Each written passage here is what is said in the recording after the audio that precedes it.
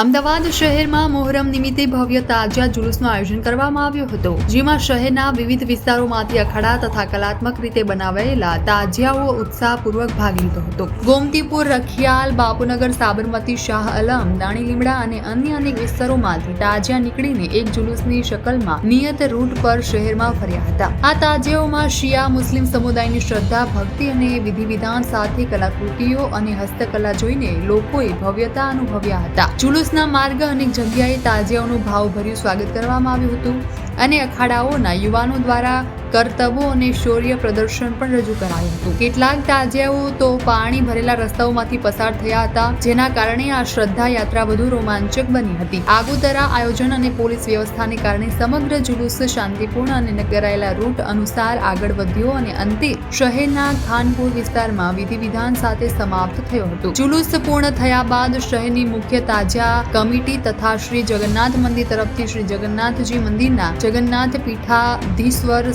જગત ગુરુ શ્રી દિલીપ દેવાચાર્યજી દ્વારા વિવિધ તાજિયાઓને ઇનામો આપી સન્માનિત કરવામાં આવ્યા હતા. જાળીવાડી મસ્જિદ પાસે જુદી જુદી અખાડાઓના તાજિયાઓના કલાત્મક નિર્માણ, વ્યવસ્થિત પરિચલન અને લોકોને આકર્ષનાર પ્રસ્તુતિના કરવામાં આવ્યું હતું. દર વર્ષની પરંપરા મુજબ મુખ્ય ઇનામો શ્રી જગન્નાથ મંદિરના પીઠાધિપતિ જગત ગુરુ શ્રી દિલીપ દેવાચાર્યજી મહારાજના હસ્તે આપવામાં આવ્યા હતા, જેમાં પ્રથમ ઇનામના ગોમતીપુર મણિયાર સંઘના તાજિયા નંબર 72 ને નવાજવામાં આવ્યો. બીજું ઇનામ મોરમીન મસ્જિદ પાસેના તાજિયા નંબર 89 ને મળ્યું, જ્યારે ત્રીજું ઇનામ જૂની ચાલ પાસેના તાજિયા નંબર 90 ને આપવામાં આવ્યું હતું.